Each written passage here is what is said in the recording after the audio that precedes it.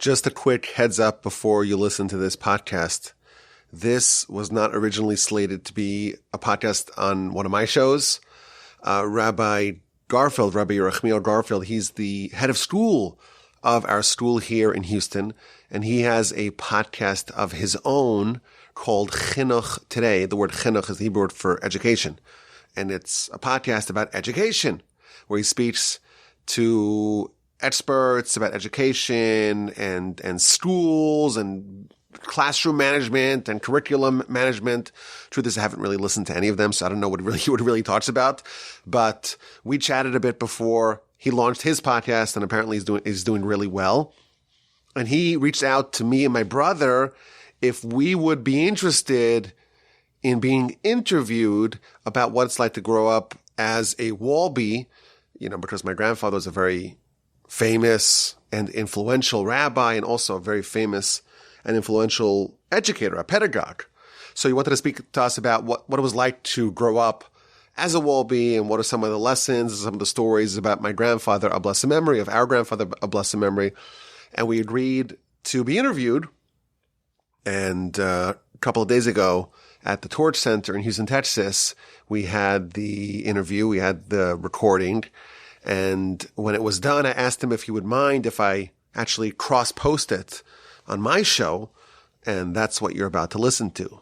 But I have to make a quick disclaimer before you listen. I pride myself, whenever I speak on my shows, to always speak in English, and thus to not use any specialized lingo or any Hebrew words or any Yiddish words or anything that will not be understood by someone who is proficient in English, because I want to make my content accessible. The Chinuch Today podcast that we were interviewed for, that is targeting to a more niche audience. It's really to Jewish education professionals who have a very strong background in Jewish learning, and thus the lingo, the way of communicating is a bit more specialized, and there's going to be a lot more Hebrew than what you are accustomed to hearing on our shows. So there will be some words and some citations and some phrases and some statements that may not make sense to you. If that's too much for you, that's okay.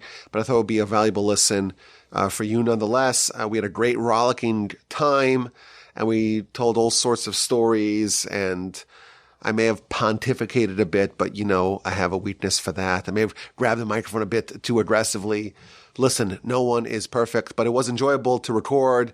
I hope it is enjoyable to listen, and hope you get something positive out of it. And of course, my email address is rabbiwolbe@gmail.com. Okay, welcome to another episode of Chinuch Today. Another first for Chinuch Today. I've never had two brothers together, and I've never reached out to a queue of professionals to get their perspective on Chinuch, but you will hear there's something very special about this dynamic duo. I'm here with Rabbi Aryeh Wolbe, the executive director of Torch, and his somewhat younger brother, Rabbi Yaakov Wolbe, the director of global outreach at Torch. Good morning. Hey. Good morning. Good morning. Thanks for being here. So I always wondered what it would be like to grow up with a famous name. My last name is Garfield. I am famous for that, I must say. It is somewhat memorable, but it's not Wolbe. And I remember when I first came to Houston, and I had first one Wolbe and then two Wolbes, and then I had two Shlomo Wolbes in my school. It always felt a little funny, how do you discipline a kid whose name is Shlomo Wolbe? Lucky for me, that's never been relevant for your children, so I didn't have to experience that. But nonetheless, well, Garfield is a comic. That was hysterical. Yes, thank you. Yes, that's what I go by. And every once in a while, I meet someone who claims they never heard of it, which is always fascinating to me. Really? Anyway, also a president, and do you know what the third famous Garfield is? Garfield is a president. John Garfield was an actor, some kind of actor in the 40s or 50s. So President Garfield was assassinated, though. That is true. We don't focus on that aspect of his presidency, but yes, indeed. We're not related at all. Our name was some Yiddish version of something that turned into Garfield. Nonetheless, I'm happy you guys are here. And as I mentioned, the name Wolbe being so famous because of your esteemed grandfather of Shlomo Wolbe, Zecher Tzadik Levracha. And I thought he is known as the Mechanech Hador, the exceptional Mechanech educator of our time. And what an opportunity it is to talk about that a little and see what lessons we could learn and share with our audience about that great lineage. So as I always like to do is find out a little about you. I think we'll start with Aryeh because you were born first. Where'd you guys grow up? So I was born in Yerushalayim, raised in New York, and in Brooklyn, New York, and then we moved to Monsey when I was 10 years old. Just to go back on your introduction of what it means to grow up with such a name. Yeah. So till I was about 15 years old, it was fabulous. But when I was 15, I moved to Eretz Yisrael on my own, and I went to an Israeli yeshiva, and I saw the like they have two tiers of law enforcement. Like some people they want to go after, so they get them, and some people they just ignore, let them go. I had that in yeshiva, where like if everyone did something, it was fine because we don't expect Goldstein and Goldberg. We don't. Wolbe. Oh, wow. Oh, you're going to be accountant. And there was a point where I came to my father and I said, I want to not only leave this yeshiva, I want to leave this yeshiva and change my name before I go to a different yeshiva. Really? Yeah. I was so fed up with being held to a certain standard. That was unfair. I'm still a 15-year-old boy. Give me, cut me some slack. And Baruch Hashem, I try and I do everything I can for my son, whose namesake is my grandfather, to not pressure him to do anything that's not him. You be you. My grandfather was a great man. He was a special person, and he did whatever he could to be the greatest he can be.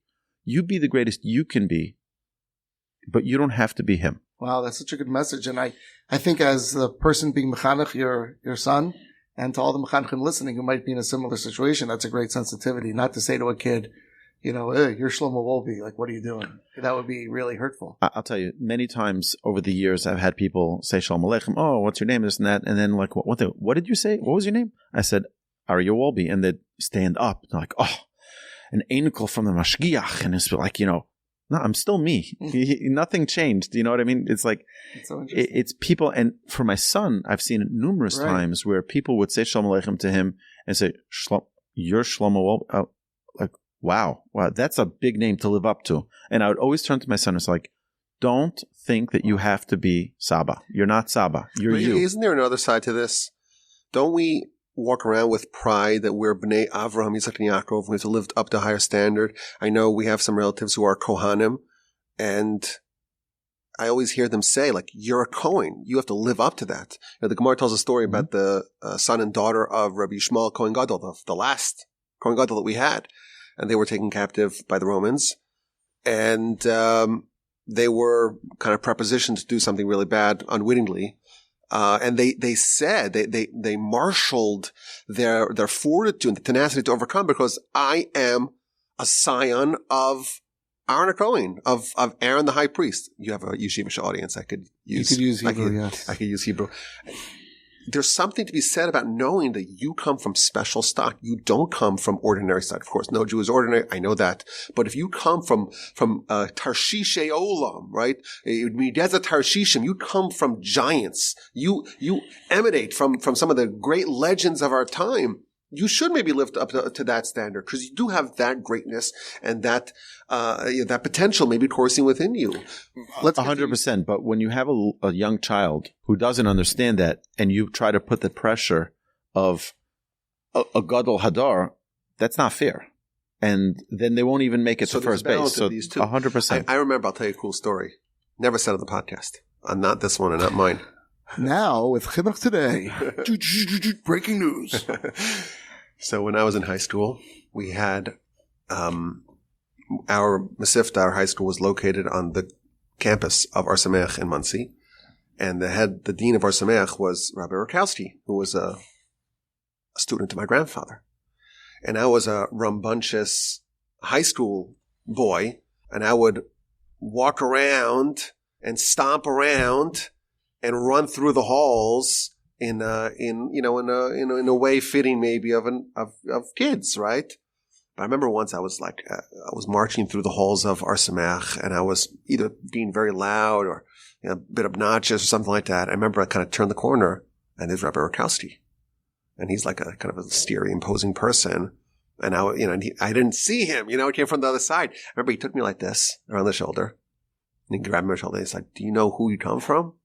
And he started speaking not about my grandfather, but my great-grandfather, the great Rav Avram Grudzinski, the greatest Talmud, greatest Talmud of the Alter. According to Rabbi Yaakov, the greatest Talmud. This is my portion with all my toil, is Rav Avram Grudzinski. That's what the Alter said about him. And he starts speaking about him, and I found it to be a very formative memory for me to know where you come from, know who your ancestors are, know how great they became, and that DNA courses within your veins. You have the capacity to do that as well. Did you experience any of the negativity? Of course. Me, it was more, it didn't cause me to want to change my name. Other stuff did, maybe. But the FBI will find you, Yaakov. No, not that.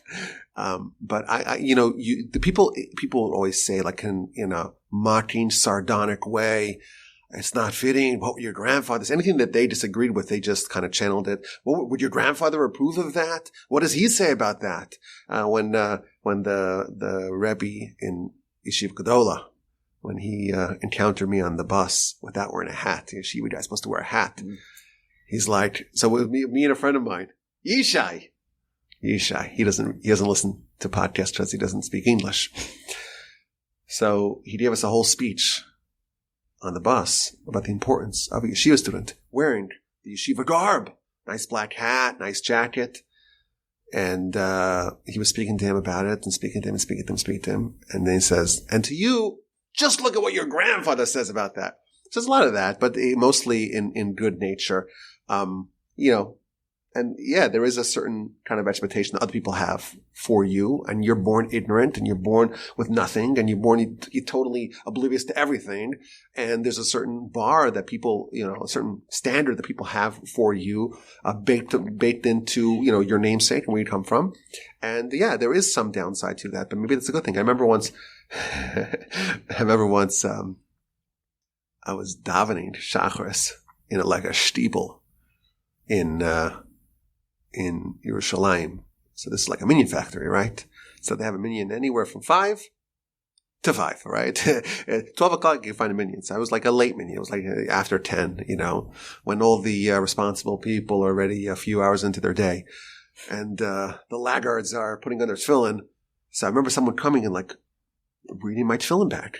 And he's like, what are you doing here with a name like that? You have no business being here. So again, there are some these little things that where people, like my brother says, they hold you to a certain higher standard, but that's okay. I guess it comes to the territory. Maybe it's a downside, but maybe it's a good side. Maybe it's a good thing to know that you come from higher stock, whether it's true or not. I'm sure Ari would agree that there are some benefits to it as well. So, of course. I loved every minute of being together with my grandfather. I want to tell you an amazing story about Chinuch that is not a secret, but so you don't have to do one of those breaking announcements. Breaking announcement. I woke up in Yeshiva one morning. I was in Oral Chon in Yeshiva Ktana, which is on Rehov El Kabetz in Givat Shaul. And, regular wake up is at 7 o'clock. And the guy comes storming into my room. He says, your grandfather's here. Your grandfather's here.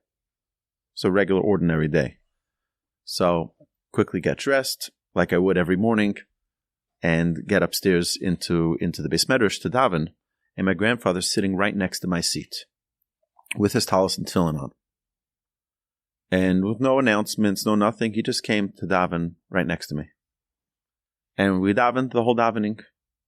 Didn't say a word, nothing. On the way out, I was helping my grandfather, it's nice to see you here, and that's it. And I walked out with him. I walked him to his house. I had breakfast with him like I had many times.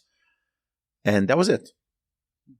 I was always wondering, why did he show up in yeshiva? Ma pitom, and to me, it's obvious. I was dealing with a lot in that, it was a total culture shock for me.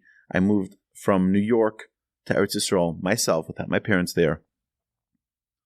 And I went to it. It's in an Ivy League yeshiva. It's the best of the best go there. I only went there not because I was the right fit for the yeshiva, but because my grandfather's Talmud was the Rosh Yeshiva. So he called him up. He said, my grandson is coming from America. Can you take him into the yeshiva? He was like, oh, of course, no problem. But I couldn't read a Gemara. I couldn't read a pasuk. Nothing. And I remember seeing these Bachurim in the Yeshiva reading Gemara like it was a New York Times, newspaper. They were just like, and I was, no, but they were pounding daf after daf after daf, mesechtas after mesechtas, and I'm struggling reading Arba Avos Nezikin. Like reading, never mind understanding.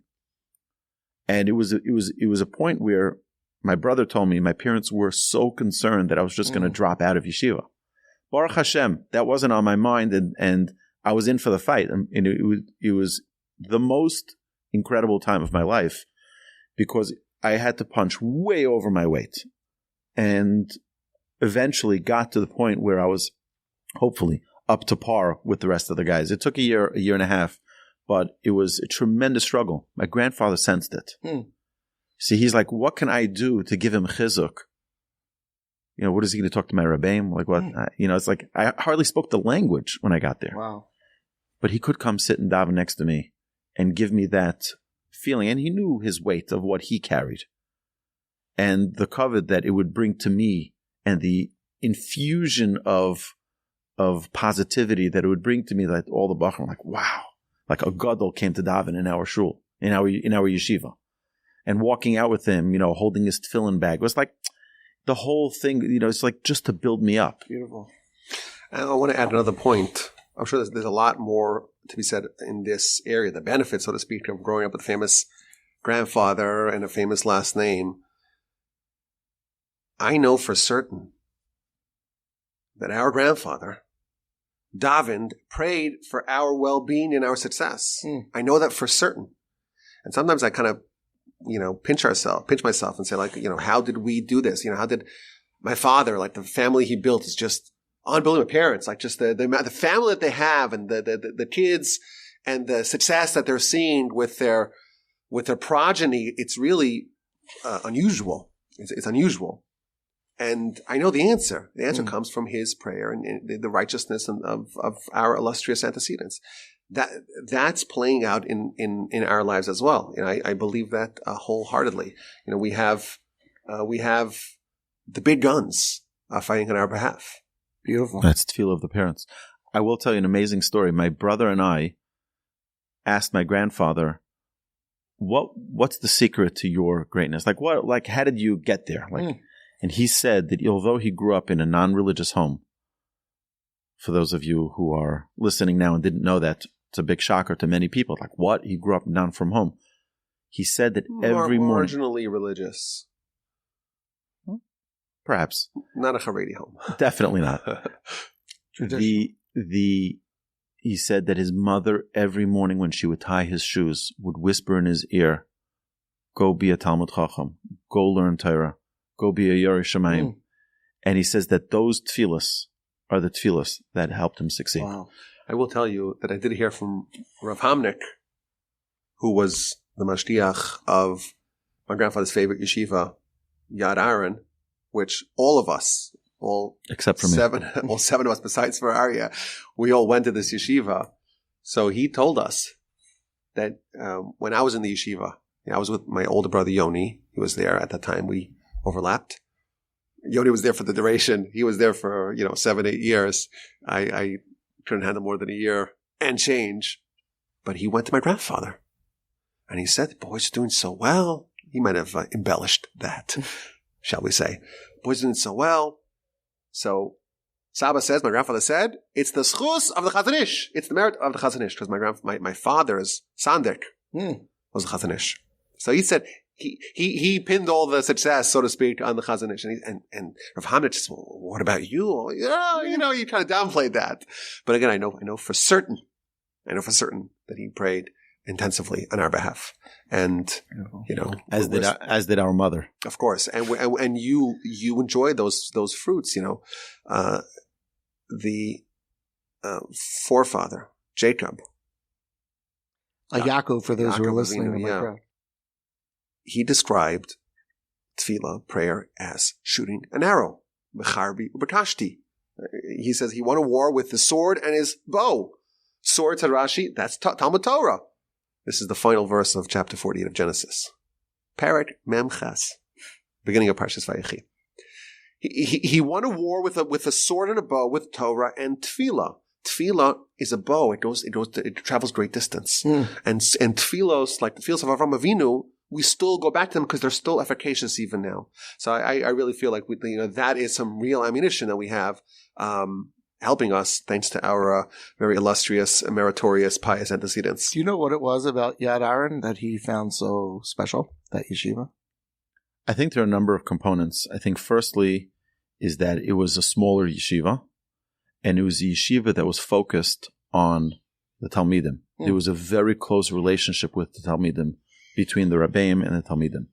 Many of the yeshivas are too big and too understaffed to handle and really be mechanech. It means many yeshivas are just a yeshiva because it's a yeshiva. You come to learn and finished. But they don't feel the sense of achrayus to be mechanech. Even in Koil, just because a guy's married doesn't mean that he doesn't need chinuch. And I feel that it's a tremendous flaw in many of the Koilim that you're there, you come, you learn, you get paid if you get paid, and go home. But there's no relationship of chinuch with the hanhala, which is, I think, a flaw. Yeah, listen, my grandfather would lament this more than anything else, the fact that there's generations, in his words, generations of very serious yeshiva students that are growing up without any chinuch, to use his words. That's what he says. There's no chinuch. And we spoke about this before we started recording, about the Alter of Slobodka, which is the greatest pedagogue of all time. He was reprimanded by his teacher, who was the Alter of Kelm, because he had too many students. Because there are 300 students. In Kelm, there were 40 students. That's it. The whole Talmud Torah of Kelm, 40 students. And he said to him, how could you be mechanech when you have 300 students? You're not raising Talmidim, you're raising hats, he told him. And my grandfather said about himself that he matches out, I think I heard different accounts, either at 60 students or at 100 students. He could be responsible for the flourishing of between either 60 or 100 students, or 99. He wanted to keep it less than 100. And then my uncle, he should live and be well. My grandfather's hand-selected son-in-law, Rav Erlander, was the Mashgiach in the Mir in Flatbush. He said, well, if Saba could handle 60 Talmidim, I could handle 30. But the point is that you have yeshivas today. Someone told me this recently. There are more than 15 yeshivas in Israel with more than 1,000 students. Wow. How could you possibly know? How could the Mashgiach or the Rashiva or the Bechanach, whatever, how could they know what someone is, what 1,000 guys are going through? 1,000 guys are going through. My Rabbi used to talk about Rabbi Yerucham, the legendary Rabbi Yerucham, when he came back to the Mir Yeshiva after World War I. And there were 300 Bachim there in the yeshiva. So he was the head of the yeshiva. He was the mashgiach, but he was, functionally the head of the yeshiva before the war. After the war, the yeshiva was fragmented, it scattered. He came back.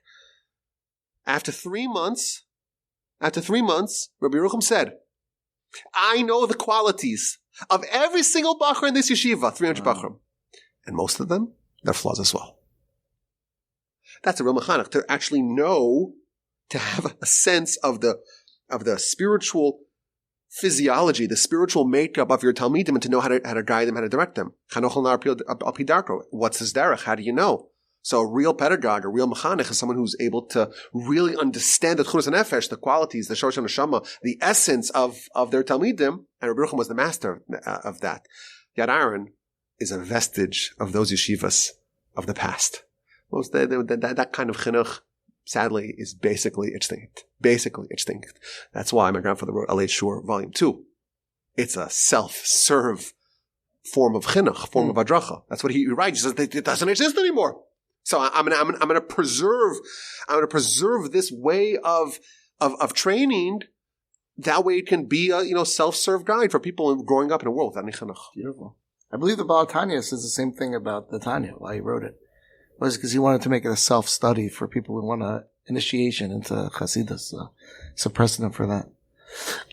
So you're probably wondering why I didn't go to that yeshiva. So one of the Rabbeim, Rav Beryl Eisenstein, Zechet Tzadik Levracha, the year before I was going to Yeshiva G'dayla, which I was going to go to Yad Aaron, he left the yeshiva and opened his own yeshiva. And my grandfather thought it was best that I go to learn by him because he was in Yad Aaron. And he left Yad Aaron, started his own yeshiva. And I was very, very, very close with him. Very close. For years, till he was nifter. And an interesting thing about always having a Rebbe, a mechanach, someone to look after your spiritual well-being. A few days before he was nifter, obviously unbeknownst to me that he was going to pass away a few days later, I was walking with my brother Yoni, and we were walking down Panimi Rot, Sorotskin, where I lived and where my Rebbe lived. And we were passing by his house Friday night. And we're like, you know what? Let's just go and say good Shabbos to Rebbe. I went in. I knew he wasn't feeling well, but I didn't know that he was deathly ill. And he was slumped over his Gemara. And I asked him, Rebbe, how you doing? How are things going? So he says to me, like in a confusion, like, where are you learning now? I was in Koil by Rabbi Berkowitz, Rabbi Yitzchak Berkowitz. And he says, oh, he's a Yashar. Make him your Rebbe. And I said, Rebbe, are you going someplace? And sadly, 3 days later, he was nifter. Wow. And I went from the Levaya, I went straight to Rabbi Yitzchak Berkowitz, and I said, Shalom Aleichem Rebbe, Rebbe Omeiri. And I said, you know, if you're going to be my Rebbe, I need to have quality time so you get to know me, and that we can, and we spent a significant amount of time every week together learning B'chavrusa, the teachings of my great-grandfather, Avram Grodzinski, one of his favorites, Faram Teres Avram. And in the process, he got to know me very, very well. And till this very day, I learn with Rabbi Berkowitz. I talk to him every week. Wow. And there are many times I'll ask him for guidance, counsel, which is only appropriate based on knowing who I am. And there are times where he'll say, I know you, and either do this or don't do this, based on what he knows about me. Do you think it's realistic on a macro level for everyone to have a relationship like that with a Rebbe? Maybe not with the same person, but I'm sure there are plenty of rabbis out there who are, I hope, that are qualified to get to know their Talmidim well enough to give them guidance and counsel. I do think this is a two-sided problem. I would agree to your point that there's a dearth of people who want Rabbeim on one side, but there's also a dearth of people that are willing to give themselves over to their Talmidim, to their students, right. to their charges. The way you're describing it, it's quite a serious commitment on Rabbi Berkowitz's. On both sides. Yeah. On both sides. Look, you have to pursue it. You have to pursue it, and it's not going to come easy. And I literally drove him crazy until he gave me the time. I would be waiting outside his office. Every time that door opened, I'm like, does Rebbe have a minute? And in mamish nudging him till he gave in. And he relented. And guys think it's just going to be like, oh, I'll set up, I'll ask him. Oh, he said he doesn't have time. And so I guess it's just not going to happen. Right. If you're not going to fight for it, if it's not important enough for you to really, really pursue it, it's not going to happen. No rabbi's calling his Talmud saying, hey, you didn't call me today. Why didn't you call me for advice? He's a very busy person. I have to fight for his time because it's very valuable to me. It's only got harder over the years, right? And Baruch Hashem, every time I've made the attempt to reach Rebbe, I was able to. Wow. He knows it's important. I'm not driving him nuts. I'm not asking him about the score of the Astros. Right. I'm asking him important things that are either relevant to me personally, to my family, to the Kehillah, to the organization, to students, to Klal Yisrael. So, it's dealing with a lot of different things, and he knows I'm not wasting his time. There are times we have a set a lot of time. There are times where I only have 5 minutes of questions, not 15 minutes. I say, Rebbe, I'm done. Your time is precious. I'm not going to just schmooze for the next 10 minutes because I have this time. I know your time is important to you and to Klal Yisrael. So, Nice. I don't know if you guys know, but I learned let me say that again. I was lucky enough to learn in Givat Shaul, near your grandfather's house, and got to interact with him all those years. I was there in 94 to 98. Preshburg, and then he opened the yeshiva down the block on top of Birkat Rachel. I used to go Friday night to Shmuzin, and I got to speak to him a few times. And one of the things that really stands out in my mind is the way he held himself, the way he would carry himself. Extremely distinguished and disciplined. You got the sense that he took life seriously, and he almost took every move seriously. Like, that was the impression I got at that time. And I'm curious, as a grandfather, growing up with him, did he have two modes? Was he more playful? Was there a side of him that we didn't get to see? What was he like behind the doors of his apartment? Well, you're describing him, I think, very accurately, that he was very measured. And this is actually one of the hallmarks of all the Bali Musar, is that they would not move unless it was calculated. The aforementioned Altar of Kelm My grandfather writes this. I could show you the citation later. I'd have a lot of citations I need to show you. He says, my grandfather says about him, his eyes never moved. His eyes never moved. If he wanted to see something to the side, he would move his whole head. His eyes were laser focused right in the middle, and he would move his whole head. And, Rabbi Yerucham used to always speak about Kovid Rosh, about having a certain, gravity where you're not just, a yo-yo, gyrating to every whim of the Yetzer Hara. You're in control. I would say the essence of Musar is self-control, where your higher intelligence, your das, is determining your behavior, not just, you hear a noise, back and forth, what do you think? I need this, I want that, and you drink it. No. You're in charge. You're kind of your higher self. You're overconscious, not unconscious. The neshama really is determining your behavior. That's the Bali Musar in general. But he definitely had a very, very playful persona. And he was so sweet, so funny. Great sense of humor. Yeah, hysterical. Great sense of humor. Really? But I'll put it into perspective in a second. Like, we never talked about sports cars and baseball or any sports, and that was not in the realm of Kedusha, in the realm of holiness, in the realm of family things that he was involved with. But you couldn't have just a conversation about just worldly things. It wasn't, you didn't talk politics with him. It wasn't, no schmooze like small talk. But I will tell you an example that my grandfather gave many, many times about kalus rosh, is like people swing their head without even thinking about what they're doing. He would say, so right now, I remember this is in a Chumash shir that he was giving in Givat Shaul. He's saying, if someone walked into the door now, into the room, how many people would turn their head to look who it is? What does it make a difference who it is? But if someone behind you says Kaddish, everybody turns around. It's because there's no kvedus rosh. There's no, why am I doing what I'm doing? I'm about to do, and to think about it before you do it. My grandfather, we would have a vad with my grandfather of all the grandchildren the day before the Zman. We did this many, many times. My grandfather repeated the same thing over and over again. And what he would say was, you need to work to overcome your impulse 3 to 5 times a day. What does that mean? You have an impulse. Right now, I want to leave the base medrash and go get a drink. You know what? I'm going to do it in 3 minutes. Just to have control, self-control, 3 to 5 times a day, intentionally, to overcome your impulse. Wow.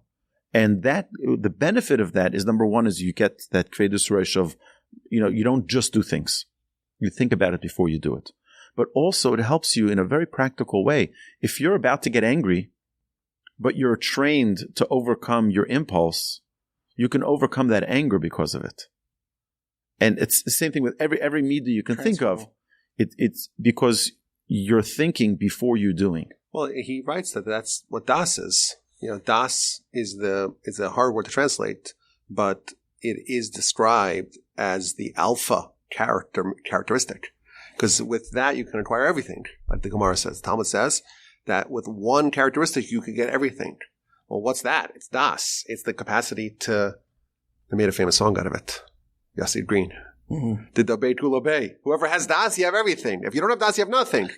I think I read Rabbi Yisrael Salanter said that his main focus was das atzmacha, idiyas atzmacha. Oh, that's the same idea. It's a similar idea, but the way he describes das is that you have a higher your intelligence, your neshama really is determining your behavior, not your Yetzer Hara, your impulses, and the way he quotes Rabbi Yerucham that the way you do that is that you train yourself to reject your whims and your petty impulses. I think his background is really interesting. Ari, you mentioned that he came from a more secular background or less observant background, whatever that exactly means. We'll leave that for the biography that hopefully is coming out sometime. But anyway, I'm sure we'll not mention that. But how do you think his childhood impacted how he saw the world or how he evaluated the world from rabbi? I don't know. Yaakov probably can answer this much better than I can. He's done significantly more reading into my grandfather's logs and books and writings and diaries than I did. But I think it's remarkable how normal he was coming from the background that he came from.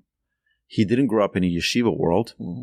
He immersed himself in that yeshiva world when he went to the Mir and completely took it over. He absorbed it 100%. And that became who he was. So, whatever he grew up with and the whatever, let's call it, quote, baggage he had growing up, that was out, I'd push back on that a little bit. Rabbi Yerucham was very dedicated towards his development as a student. And he's German, grew up in Berlin, but not just, he didn't just live there. He was German in character. He's very precise and very meticulous and very thought out and, an engineer kind of mind. And very Yekish, as we would say. Very precise. And first of all, the cute story is that my grandfather was once davening with Rabbi Yerucham. I think that has different minyan or whatever. And he closed his eyes to daven. And then I told you the story. And then he opened up his eyes in the middle of davening and he sees 8 inches from his nose is Rabbi Yerucham staring at him. Can you imagine how terrifying that is? Staring at him because he's really trying to study him. He's a real pedagogue. He's really trying to study and understand him. But there was a story when my grandfather arrived to Yeshiva to the Mir. Rabbi Yerucham was having a conversation with some of the more senior students about what do we do with this new project, this new Shlomo / Wilhelm. His father named him Wilhelm after the Kaiser, most likely. His name was Wilhelm. All the Germans had secular names. So his name was Wilhelm. Shlomo was his Jewish name, but he was known as Wilhelm. What do we do with him? How do we figure out how to build him? So the guys all said, you have to, his Yekishkeit, his German character trait is just too much. You have to rip that down. And he says, no, you have to build him on it. You have to take that and use that to build, so to speak, his spiritual edifice. And I think if you look at at the legacy that he built, you see a lot. Of course, any of the heresy, so to speak, that he was exposed to, he completely repudiated, including psychology. He started off as being much more receptive to secular psychology, and then he made a complete 180. There was a little noise there. I'll repeat that. And then he made a complete 180 where he completely repudiated it. When was that? I have a letter where he writes, he details his change and shows how secular psychology is really against Torah. So he does change. He does talk about psychiatry. Are we talking as like in the 70s and the 80s? I don't know. I don't want to. I think it was probably in the 70s or 80s. It was deep into his from life. It wasn't like it's something that really he worked on and thought about and years of reflection. Yes, and came to that conclusion. Yes, he came to the conclusion that Chazal are the best at this in human psychology, and the secular psychology is corrupt and it's wrong. That's the conclusion he arrived at. You and I started an essay about psychiatry. Yeah. Psychiatry and religion. Yeah, it's an amazing essay. So was that before? No, I think that he stood by. Psychiatry versus psychology. Oh, got it. Okay. But if you look at his Torah, at his persona, at his legacy, at his voluminous writings, you do see, I think, some of the fingerprints of his upbringing. His father was an academic.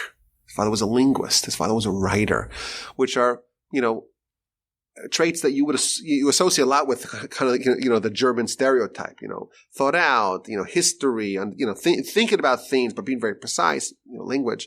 You see that in his writing. The language in his writing is just masterful. His command of language. He himself, he wrote books in Swedish because he was in Sweden during the war. He wrote a book in Swedish. Like he has a command of the language. He adopted it. Command of language, to such an extent that he was able to actually write a full-length book in Swedish. But in general, I think his Torah was very brilliant.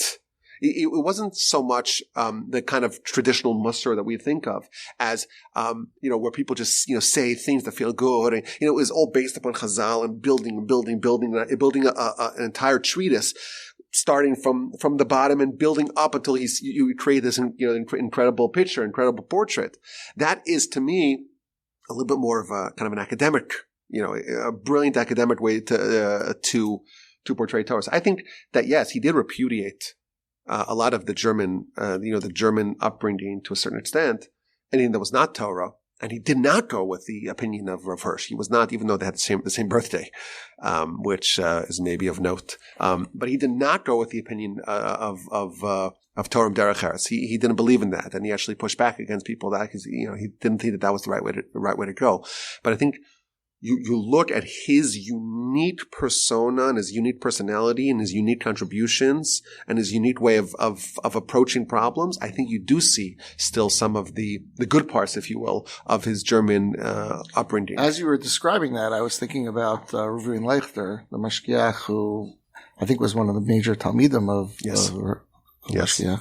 And he also has a very creative approach and a very unique, and I think he has an interesting background too. I'm not exactly sure what it is, but very similar to my grandfather. Interesting, right? And he Swiss, but also was a Baal Tshuva, who didn't, that creative thinking, that willingness to rethink something, which is what it takes to become a Baal Tshuva, right? You have to be open to rethinking things you thought you knew, and live with those conclusions. I think is very much part of that, which makes me ask you, who do you think is continuing his legacy most? I mean, outside of the family, I don't want to make this uncomfortable for you, but are there any particular people who you feel really were star Talmidim, so to speak, who you would look to discuss what he might have thought or his mission? I think probably Rav Leichter and Rav Uri Weisblum. Rav Uri Weisblum is the Mashgiach in Nachlas Halavim in Haifa. Oh, wow. Americans don't know who he is. He's on the Me'etzes. He's on the Me'etzes. So get a sense of the he's kind of caliber. He's there? Or He's Mashgiach. Does he write Svarim? He does. What do they call it? Ha'aras, Hatfila, Ha'aras, a bunch of Ha'aras stuff. Ha'aras Haderech. Ha'aras, lots of Ha'aras. It starts, Aleph with an Aleph. Not a Ha'ara, like an insight. Oh, like or. Yeah, illumination. Yeah, the illumination of Tefillah, illumination of. Not available in English, sadly. But what I think it is unique about all the Bali Musar is that they all charted their own path. My grandfather was different than Baruchim's other Talmidim. People couldn't even believe that he would become the bearer of Rabbi Yeruchim's legacy, which he did become, because there were so many bigger Talmidim, in his time.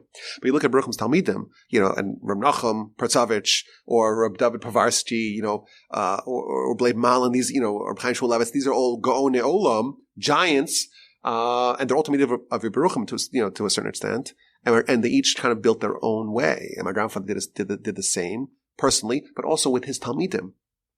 Uri Weisblum, aforementioned, and Rav Leichter are very different. Very different. They're very different, and that's a good thing. So maybe there wasn't a mold where he said you're going to fit into this mold, and anybody who sees him says, "Oh, that's it."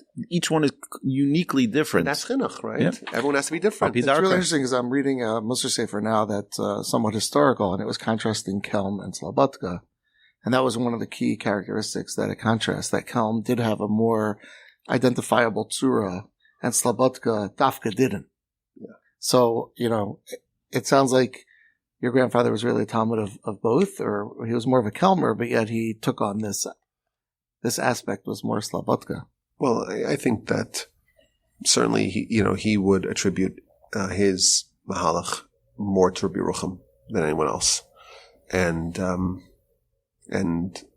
the idea of creating a certain generic kind of Talmud was completely anathema to him. And if anyone's just doing things because everyone else does it, going with the flow, just being the same, and not really developing their own creative personality and their own relationship with Hashem, with Hashem, like that to him would be totally intolerable, because that's the antithesis of chinuch. It's antithesis of chinuch. To just be generic in any way. He used to like quoting the Chazal, Talmid Chacham Shemeis is irreplaceable. The Gemara says you cannot replace. Ein tmurasa, even though that's not really the lashon of the Gemara, but there's no tmura, there's no replacement. Everyone else to be replaced. A real Talmid Chacham is someone who is so unique, they're not replaceable, because there is no parallel. So the idea of finding a certain mold, and this is our type, that is definitely against the vision of my grandfather. Who is upholding the legacy? Listen, I think he was really worried that Musar is dying. He was really, really, really worried about that. In his tzava, in his last will and testament, much of it is dedicated towards the perpetuation of the Beis HaMusar and to announce by the Levi that the Beis HaMusar will continue. And he would really, really lament the fact that Musar is dying. And it's sad because, like we said earlier, there's just, generations of kids being born and being raised without chinuch. And that is a disaster. Is Musar and chinuch the same thing? I think so. It's a certain kind of, it is a form of chinuch. Yeah, I think so. I mean, yeshivas have Musar seders. The modern yeshivas have. He differentiated between limud Musar and chachmas Musar. Okay. And avodas Musar. He said that, yes, thankfully, he wrote this, thankfully, the perfunctory, check the box, Musar Seder is still present in most yeshivas, not all, but most. Which, by the way, hold on, but not in Kollel, which is interesting. Continue. But the Chachmas Musar, the Avodas Musar, the actually application layer of Musar is sadly kind of going extinct. Mm. Do you find yourselves trying to fulfill that in your own lives and your own Avodas Hashem? I do. I try to. Like to really harken back to the Musar that your grandfather was talking about? Look, I make a tremendous effort to learn my grandfather's Torah as much as I can because it brings me back into that realm. It brings me back into that, making a kviyos for Musar every day, making a kviyos of like learning what my grandfather says of the Yisaitis that every Ben Torah needs to learn and have a grasp on. So definitely, to me, it's, obviously there are things that always need chizuk, but to try to live up to that expectation is definitely something in the forefront. I feel very guilty that I don't learn Musar B'Espailus the way Rabbi Yisrael. What does that mean? That was the chiddush of the insight of Rabbi Yisrael is not just limud Musar, it's Musar B'Espailus, which is like an indoctrination. No, it's more than that. It's not indoctrination. No, it's a form of really self-hypnosis where you take. He told you how to learn Musar. So your lips are aflame, B'Espailus with a certain, I don't know how to translate B'Espailus. Inspiration? Excitement. Yeah, it's a certain excitement. An energy. You take a citation of Musar and you think about it and you understand it and you read it and then you sing it and you repeat it again and again until it just enters your bones and changes you forever. That was his system. It's funny because I'm reading the Sefer that I mentioned to you and it talks about that a little and the hours that were spent on that. And my initial reaction was, what bittul Torah? Like, think about Gedolei Olam spending an hour or 2 hours on a mantra. Listen, we know with the Chafetz Chaim. The Chafetz Chaim was definitely a proponent of this. First of all, he wrote it in Mishabur. But there are stories. He writes about what? About learning a half-hour Musar a day. Really? First page. Of course.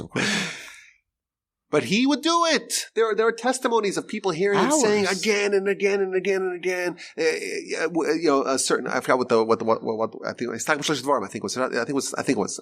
Don't quote me here. I think it was Stagbush Dvarim. You're quoting yourself. Damayin Basa, and he would say it again and again and again and again and again. Who's this, your grandfather? No, the Chafetz Chaim. So, but I do feel, I like to your point, I do feel guilty because I know how powerful it is. Like really, the absolute people that put all the psychologists, Jung and Freud and all of them to shame are the masters of Musar, are Rabbi Yisrael, are the Alter, any version of one of them you want. And they said this is the way to do it. If one of our listeners wants to learn more about that, how would they access that? Rabbi Yisrael says, if you want to change without Musar is like seeing without an eyeball. It's like hearing without ears. That's the words that he says. Wow. It's not possible. Not possible. And again, he outlined the way to do it, and it works. You look at the Bali Musar, and they're princes of humans. Princes. So where is this outlined? I mean, or in the Sefer Yisrael? Of course, yeah. And you can find my grandfather has a whole hadracha l'limud Musar. Yeah. Is that Chelik Aleph? Chelik Beis, yeah. Interesting. So I do feel guilty. And I know that this is how you actually change. This is it. I do, like my brother says, I do really, really try to learn my grandfather's Torah a lot, and I try to perpetuate it in in my classes, in my podcast. By the way, can I make a shout out for my podcast? Of course. So all the listeners to the Chinuch Today podcast. It's only $1,000. Go ahead. Help yourself. If you like what we have to say here, both my brother and I are proud hosts of a bevy of podcasts. Just put in Wolbe. A bevy? Bevy. A bevy. A slew of podcasts. I think between the two of us, we have 11 podcasts. Huh? A lot. Wow. A lot. Thousands of That's episodes. weekly, for the record, or monthly. So you could just put in Wolbe or whatever you live. Yes, I must say that Yaakov Wolbe was a mentor of mine in the podcast area, and fast fact, he named the Chinuch Today podcast Chinuch Today. That's right.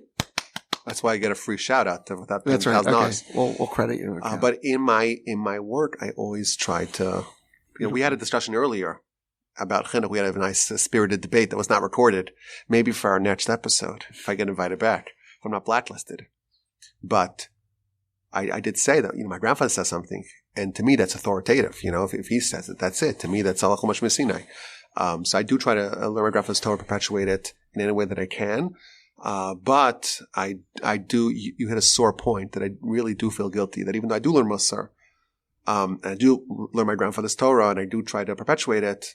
The Musar b'Hispailus, which is the actual Musar. Space of mind. Is that an expression? Mm-hmm. It takes a lot of, you have to have space for it, right? You have to have time. It has to be quiet. Who has an hour and a half of time to half hour a day. Okay. Listen, you look at any one of the giant, the Ramchal. Ramchal says that you have to, the Gemara says that you have to do cheshbon nefesh. Mm-hmm. It's the Gemara. It's not some new age Musar Some thing. Wolbeism. Yeah, it's the Gemara. The Gemara says that the people that are the ones that actually change are the ones who do a cheshbon nefesh. Al kain yomru hamoshlim bo cheshbon. Who's the moshel b'yitzro? Who's the one who controls their yetzer hara, which is all we're trying to do. It's those who said bo cheshbon, bo nachresh bo shalom. Let's make a cheshbon nefesh. And Ramchal writes derech Eitz Chaim that it's the most valuable of uses of your time, and he says you should do it. Ready? A minimum of an hour a day. Right. Ramchal. So if it's the best use of your time. How many people alive today are doing that? What do you think? An hour of Hispailus a day. Well, this is just for clarification. Rabbi Yisrael says do a half hour of Musar b'Hispailus every day.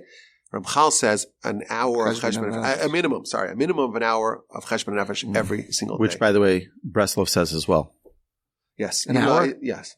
Even though I think it might be a little bit different. The work. The method. Yeah. The method is different, but definitely. Okay. So maybe the last ones that were doing it is It's Breslov. Let's take a moment and talk about Mrs. Wolbe, the Mashgiach's wife. I know she was the daughter of, as you mentioned, the great Taras Avram Guzensky. I don't know much more about her or what she brought to the relationship and the experience.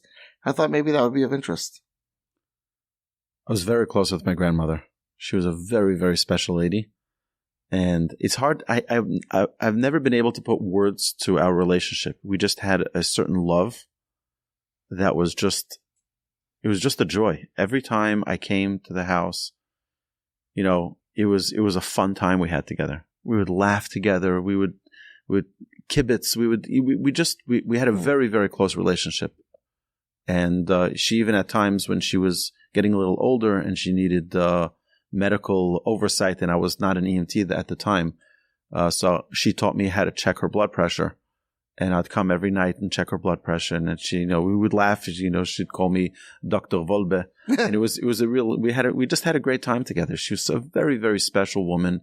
She'd go learn Mishnayos every day with they had this women's club in Givat Shaul where the women would learn Mishnayos together, and they would, she would, yeah, it was like, what Mishnayos they I don't know, but she was in, aside for Tehillim groups and all the other things that, she was involved with, but she was, every Friday, there was a bag filled with cakes for all of the grandchildren.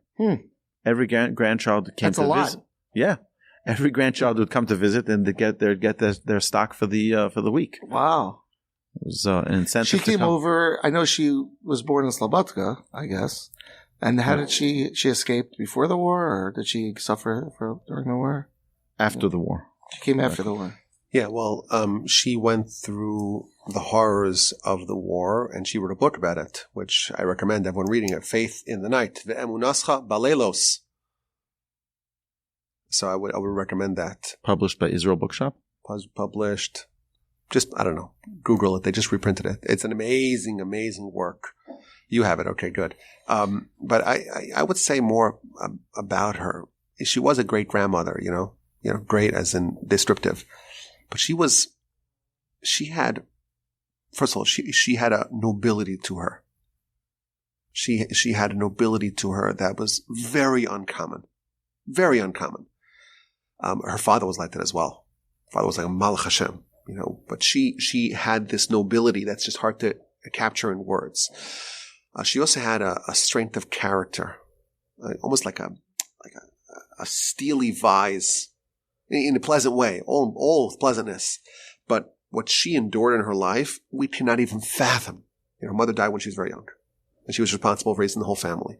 Her father was handicapped, but also he was consumed with the yeshiva. Was he handicapped all the years? Since he was a teenager. What was his handicap? He had his leg, he had to drag his leg. Really? Yeah. But he himself was just also a portrait of nobility. During the war, what she went through, and she always maintained this sense of august nobility that it's hard for us to fathom. Regal. Yeah, very, very regal. And we also know even after the war,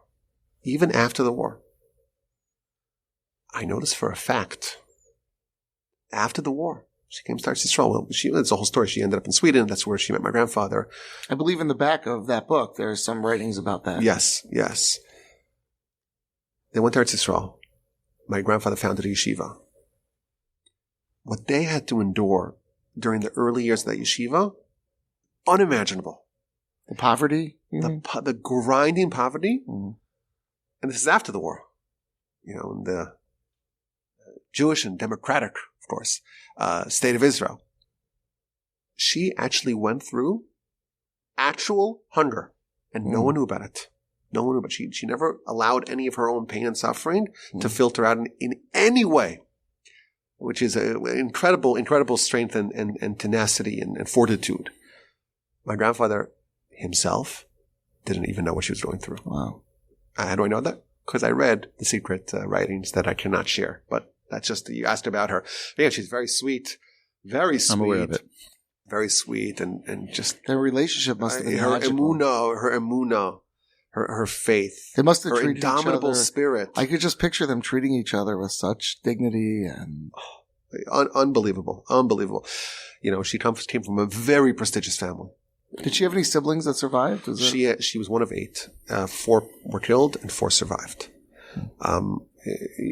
Giants, all of them giants. 3 sisters. One married my grandfather. One married Rabbi Kreisworth, the chief rabbi of Antwerp, and one married Rabbi Rosenberg, who was the Yeshiva of Slobodka. Like all titanic Talmid Chachamim. Wow. And the brother that survived was the great Rabbi Yitzchak Grudzinski, one of the most special. My Sandik. That's right, one of the most special people.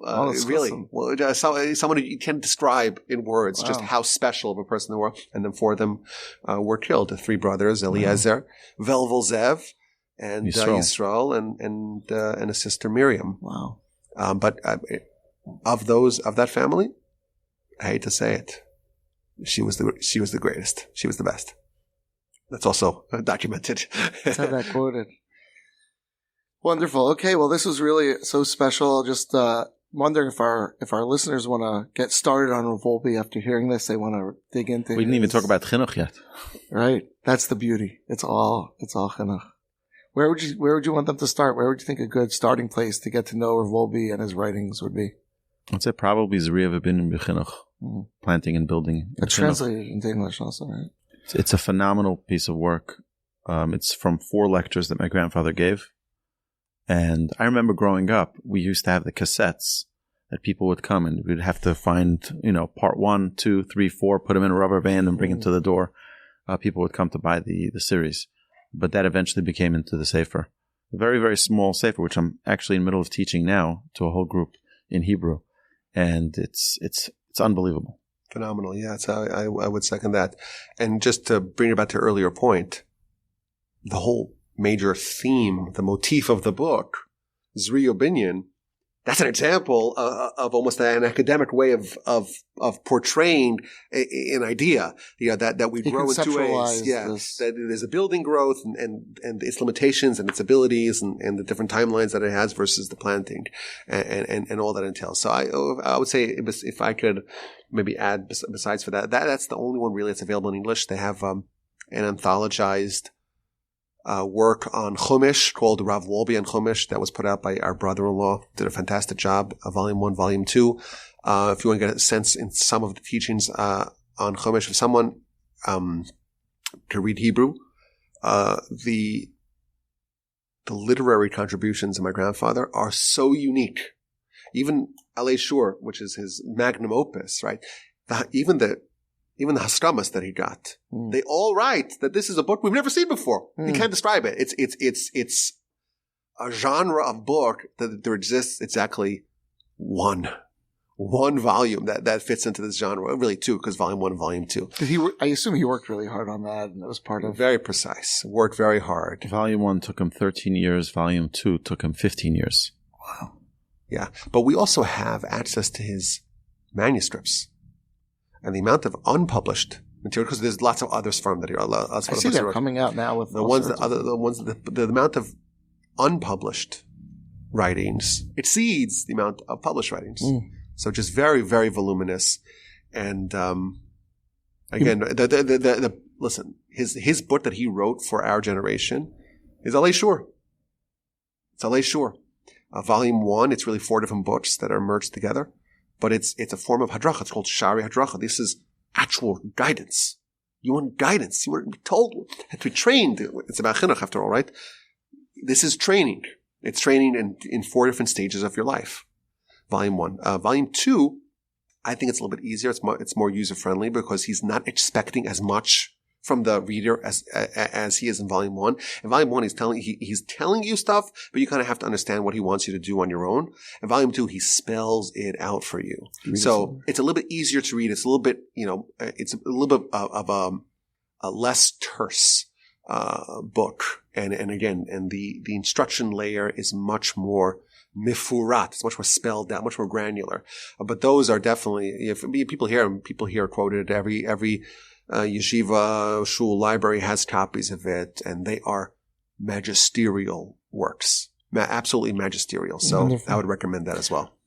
Thank you, boys. Thank you both so much for this really enlightening conversation. I feel like we could go on and on. There's just so much there. And it's truly inspiring to learn about your grandfather and the impact he had on all of Klal Yisrael and on your families. So thank you so much. Thank you, Rabbi Garfield, for hosting us. I hope you have a lot of success with your Chinuch Today podcast, but also the chinuch that you provide for our community and our children. We're very fortunate to have you in our community to have your great skill and patience. I gather you may need some of that, but we really appreciate having you, and thank you for having us on the podcast. My pleasure. I second that. Thank you.